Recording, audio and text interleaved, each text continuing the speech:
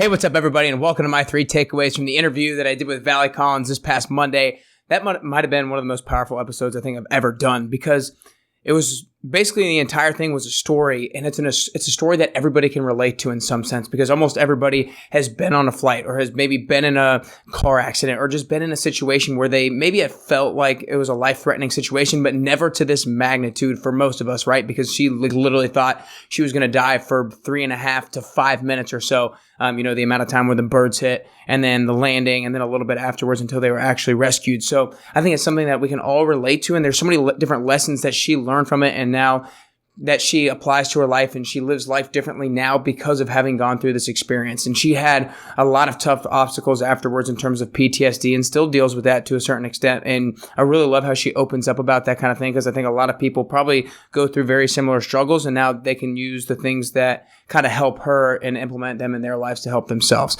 But if you guys really like that Vallie Collins interview, make sure you give a rating and review for the show. If you're on the Apple Podcast app, all you got to do is scroll down, click 5 stars. Let me know your favorite part. Let me know your 3 takeaways from this interview with Vallie, and what struck a chord with you the most. And if you're on iTunes, you can leave a review there as well. And if you haven't listened to the episode yet, I'm telling you, you're missing out. You got to go back and listen to this amazing story. But for now, let's get into my 3 takeaways. And I want to go ahead and let you know the third takeaway is going to be a mix of 5 quick things. So I'm probably going to spend most time there. But takeaway number 1 is that bad symptoms are going to be delayed. And I got this takeaway from because right after the crash, she didn't necessarily have PTSD, but after a few weeks, after a month or so, she started to have these kind of symptoms of PTSD. And basically her message was, get ahead of it. When you're struggling with something, don't wait until it escalates. Get help now. Make sure you talk about it, because if you don't talk about it now, then it's going to just magnify itself in the future, and then it's going to be harder and harder and take longer and longer to actually work yourself out of it. So if things aren't bad yet, that doesn't mean they're not going to get bad in the future. So just make sure that you're really truly self-aware about what's going on internally and whether or not you need to voice those things and get those things out so they don't fester and manifest themselves in a bigger way down the road in the future. Takeaway number 2 is don't sweat the small stuff. And this kind of really talks about the idea of perspective. Right now, after having gone through this kind of life-threatening situation, she can see a lot of the small, things that makes her anxious or during her daily life. She realizes she needs to not sweat the small stuff with those things, because it's like, look, I went through this entire this situation that I thought was going to kill me. These small things like a dog chewing up my shoes, my son not making the bed, a car cutting me off, those are minuscule compared to that thing. And we don't need to, of course, maybe we can get frustrated for a little bit, but don't dwell on it. Don't let it completely overcome you and overtake how you're going to feel during that particular day. Not everything warrants an increase in blood pressure. So make sure that you're grateful every single day, and don't sweat those small things, because in the grand scheme of things, we need to have perspective and realize that they are actually small things. Takeaway number 3, like I said, it's going to be her top 5 messages that she wants to communicate with others. Number 1 is be kind. She found that she kept thinking of when they were going down, what would the last person that I interacted with think of me? Would they think of me as a kind person, or would they think of me as somebody who was just trying to rush through the day? So she was like, now she thinks about that on a daily basis. It's like, is this going to be my last interaction? If so, is this person going to think highly of me? So just be kind to every single person that you're with. Or, we can't be kind all the time, right? That's super hard. We're going to make mistakes. We're going to screw up, but as often as you can, because you never know when that last interaction, or when your interaction is going to be your last one.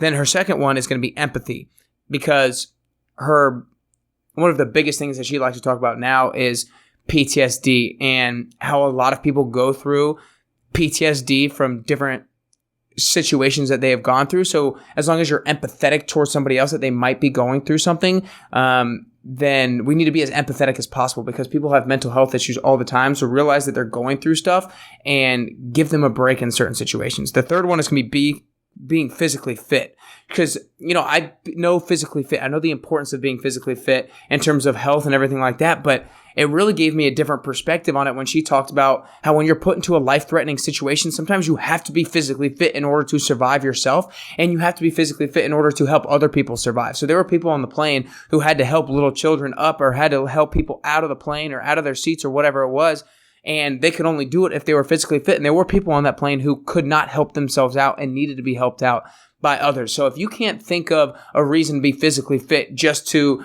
lose weight or just to be healthy or just to look good, then realize that being physically fit isn't just about yourself. It's going to affect the other people in your life, whether it's the people that you love or whether it's maybe a complete stranger from a life-threatening situation. The fourth one was don't sweat the small stuff. We already talked about that. Have things in perspective. And then the fifth one was take time to live every single day. She talks about how when the plane was going down, people weren't thinking about the emails that were unread. They weren't thinking about the balance they had in their checking account. They were thinking about the time that they were going to miss spending it with the people that they absolutely love and spending the time doing the things that they actually love. So she was like, I love playing tennis every single day. So I love playing tennis. I like going for a run. I love watching games or my kids play out in the yard. So figure out what your time is that you're going to spend living every single day and make sure that you devote a little bit of time to that every single day. So again, guys, my 3 takeaways. Number 1, bad symptoms are delayed. Don't wait until your bad symptoms magnify themselves and escalate. Get help now. Find a way to talk about it. Number 2 is don't sweat the small stuff.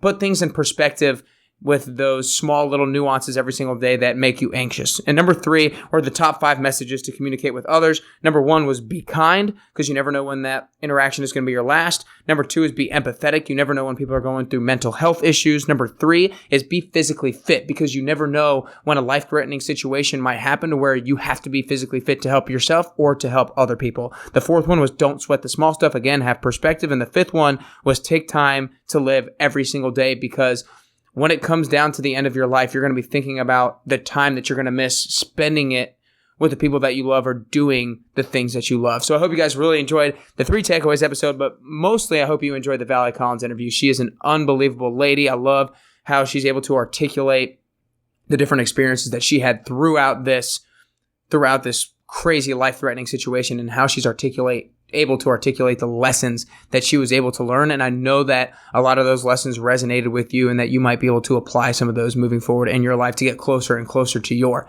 best you.